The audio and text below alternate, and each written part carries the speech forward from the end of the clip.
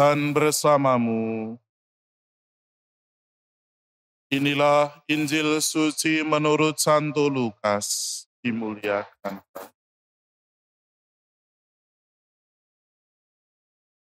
Beberapa waktu sesudah kedatangan malaikat Gabriel, bergegaslah Maria ke pegunungan, menuju sebuah kota di wilayah Yehuda.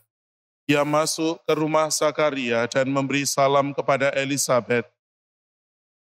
Ketika Elisabet mendengar salam Maria, melonjaklah anak yang di dalam rahimnya, dan Elisabet pun penuh dengan Roh Kudus, lalu berseru dengan suara nyaring, "Diberkatilah engkau di antara semua wanita, dan diberkatilah buah rahimmu.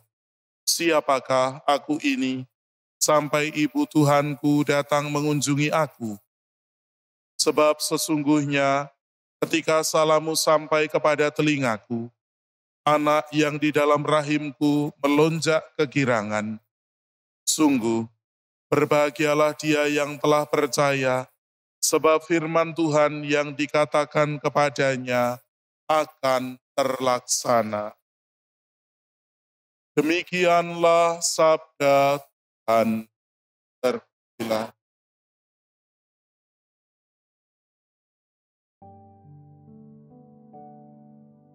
Para saudara dan saudariku yang terkasih dalam Tuhan, kita mendengarkan firman Tuhan tentang bagaimana Maria mengunjungi Elisabet saudarinya. Pada penghujung atau pada pertengahan sampai akhir tahun ini, barangkali yang masih bergema bagi kita seluruh umat dan masyarakat yang ada di Indonesia adalah tentang bagaimana Paus mengunjungi kita.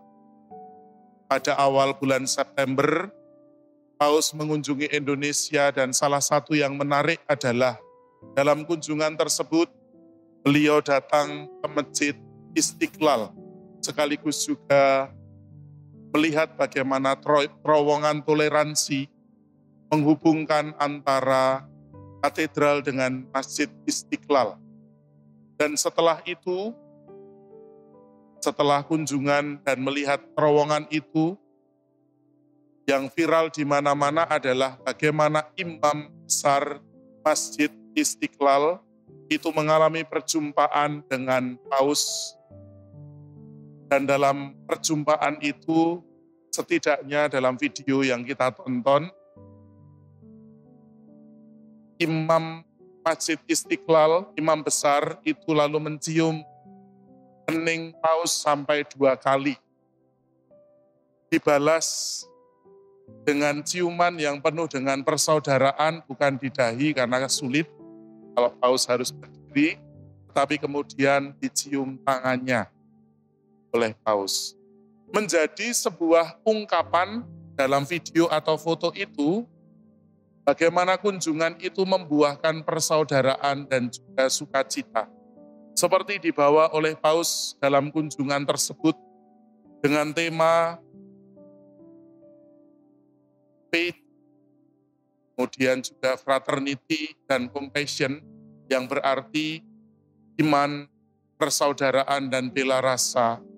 Kunjungan itu ternyata memberikan dampak yang begitu besar.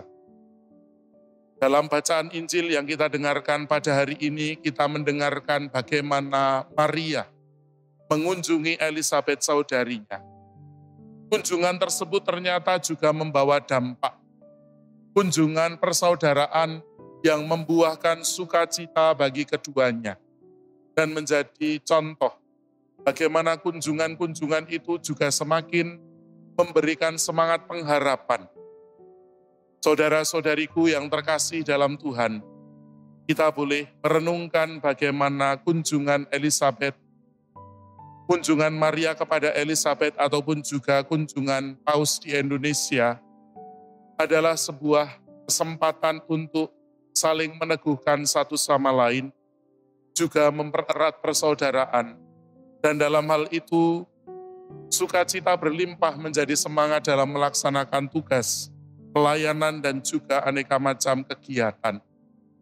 Maka pada hari ini mendengarkan sabda Tuhan tentu bukan saja dalam arti Nantinya ketika kita Natalan, mari saling berkunjung satu sama lain, bukan saja pada bagian itu, sehingga memperkuat persaudaraan yang membuahkan sukacita dan senang bersama, tetapi tentu kita mengambil intisari di dalam kunjungan tersebut.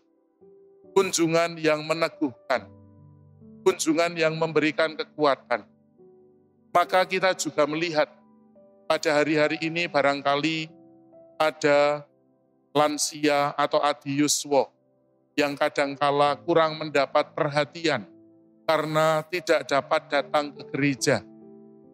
Ataupun juga mereka yang dalam hidup harian menjadi orang-orang yang lesu dan kurang bersemangat. Mari kita memberikan kekuatan, mari kita memberikan dukungan, mari memberikan semangat bagi mereka. Dan itulah yang disebut sebagai kunjungan persaudaraan yang membuahkan sukacita. Semoga kita semua terinspirasi melalui bacaan yang kita renungkan hari ini, sungguh mempunyai semangat untuk menguatkan satu sama lain. Tuhan memberkati kita semua.